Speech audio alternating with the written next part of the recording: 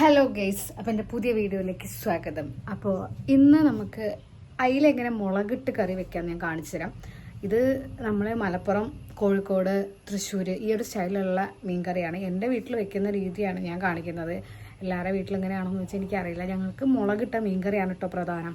നിങ്ങളങ്ങനെ തേങ്ങ അരച്ച് വെക്കുന്നത് വളരെ കുറവാണ്. അല്ലെങ്കിൽ വീട്ടിൽ കുറച്ച് ഗസ്റ്റ് വരുമ്പോഴോ ആൾ കൂടുമ്പോഴോ ഞങ്ങൾ തികയ്ക്കാൻ വേണ്ടിയിട്ടാണ് തേങ്ങ അരച്ച് വെക്കുന്നത്. എൻ്റെ വീട്ടിൽ ഉണ്ടാക്കുന്ന മുളകിട്ട മീൻ കറി ഞാൻ കാണിച്ചു തരാം.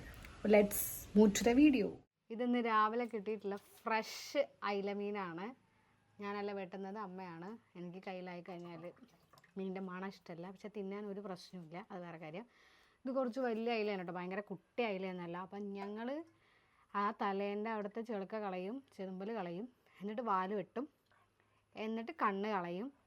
ഇത്രയും കാര്യങ്ങൾ ചെയ്തിട്ട് കറിക്കും വറക്കാനുള്ളത് മുറിച്ച് വെക്കും. അപ്പോൾ ഇതെല്ലാം വൃത്തിയാക്കിയിട്ട് നമുക്ക് കാണാം. അപ്പോൾ നമ്മൾ മീനൊക്കെ വെട്ടി വൃത്തിയാക്കി ഇത് വറക്കാൻ വേണ്ടി മാറ്റി വെച്ചു. ഇത് നമ്മൾ വെക്കാൻ പോവുകയാണ്, മുളകിട്ട് വെക്കാൻ പോകുന്ന കഷ്ണങ്ങളാണ്. ഇത് ഞങ്ങൾ വരയാറില്ല കേട്ടോ, വലിയ അയിലാണെങ്കിലേ വരയാറുള്ളൂ. അപ്പോൾ നമുക്കിനി കറി ഉണ്ടാക്കുന്നത് ആദ്യം നമ്മൾ ആ മീൻ പുരട്ടി വെച്ച ചട്ടിയിൽ ഉപ്പിടും. ഉപ്പിട്ട് കഴിഞ്ഞിട്ട് മഞ്ഞപ്പൊടി ഇടും. മഞ്ഞപ്പൊടി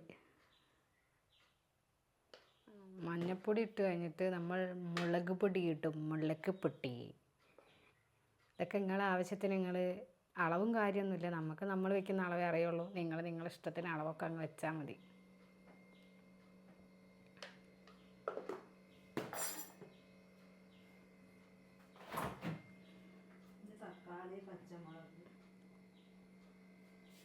പച്ചമുളകാണ്, പച്ചമുളക് കീറിയിടുക. പിന്നെ ഇഞ്ചിയും വെളുത്തുള്ളിയൊക്കെ നമുക്ക് ഇടാം കേട്ടോ. അതൊക്കെ ഇട്ടിട്ട് വേണം മീൻകറി ഉണ്ടാക്കാൻ. അതല്ലേ നമ്മുടെ ശരീരത്തിന് ഏറ്റവും നല്ലത്. ഉണ്ടാക്കണം നന്നാക്കാനുള്ളൊരു മടി കൊണ്ടാണ് ഇടയ്ക്ക് നമ്മൾ സ്കിപ്പ് ചെയ്യുന്നത്. പിന്നെ നമ്മളിപ്പോൾ ഒരു 3 തക്കാളി, അത്യാവശ്യം നല്ല പഴുത്ത തക്കാളിയാണ് എടുത്തിട്ടുള്ളത്. നിങ്ങൾക്ക് എത്ര പുളി വേണോ അതിനനുസരിച്ച് എടുക്കാം. ഇത് കഴിഞ്ഞിട്ട് നമ്മൾ പുളി പിഴിഞ്ഞൊഴിക്കും. അപ്പോൾ അതിനനുസരിച്ച് വേണം തക്കാളി എടുക്കാൻ, അല്ലെങ്കിൽ ഫുള്ള് പുളിയായി പോവും. അപ്പോൾ ഇതെല്ലാം കൂടെ ചേർത്ത് പുളി ഒഴിച്ച് തിളപ്പിച്ചതിന് ശേഷമാണ് ഞങ്ങൾ മീനിടാറ്. ഓരോരുത്തർ ഓരോ രീതിയിലാണ് വെക്കുക. ആദ്യം ചിലർ മീനും എല്ലാം കൂടെ തിളപ്പിക്കുന്നവരുണ്ടാവും, പക്ഷേ ഇതങ്ങനെ ഇട്ട് കഴിഞ്ഞാൽ ചിലപ്പോൾ ഉടഞ്ഞു പോകും. അപ്പോൾ നമ്മൾ പുളി പിഴിഞ്ഞൊഴിക്കുകയാണ്. നിങ്ങളുടെ ഇഷ്ടത്തിന് നിങ്ങൾക്ക് പുളി എടുക്കാം കേട്ടോ. കൂടുതലായി കഴിഞ്ഞാൽ എല്ലാം അധികമായാൽ അമൃതം വിഷം എന്ന് പറയണ പോലെ ആണ്. അപ്പോൾ നിങ്ങളൊരു കൈയളവിന് മീനിനനുസരിച്ച് എടുക്കാൻ അറിയാമല്ലോ, അതിനനുസരിച്ച് എടുത്താൽ മതി.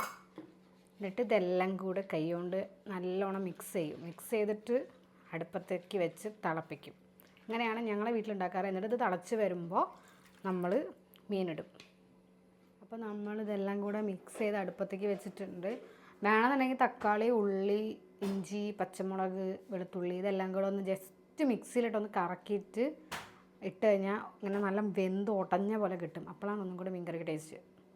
അപ്പോൾ അതിനി തിളയ്ക്കണം. തിളച്ച് കഴിഞ്ഞിട്ട് നമ്മുടെ മീൻകറി തിളച്ചിട്ടുണ്ട്. ഇനി നമ്മൾ കുറച്ച് പച്ച വെളിച്ചെണ്ണ അതിൻ്റെ മുകളിൽ കൂടെ ഒന്ന് ഒഴിച്ചു കൊടുക്കും.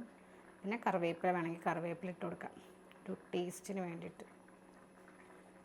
അപ്പം ഞങ്ങളുടെ മലബാർ സ്പെഷ്യൽ മീൻ കറി ഇങ്ങനെയാണ്. ഞങ്ങളിങ്ങനെയാണ് മീൻ വയ്ക്കാറ്. എല്ലാ മീനും, ഒരുവിധം എല്ലാ മീനും ഞങ്ങൾ മുളകിട്ടാണ് കറി വയ്ക്കാറ്. അപ്പം നമുക്ക് അടുത്ത വീഡിയോയിൽ കാണാം. ബൈ.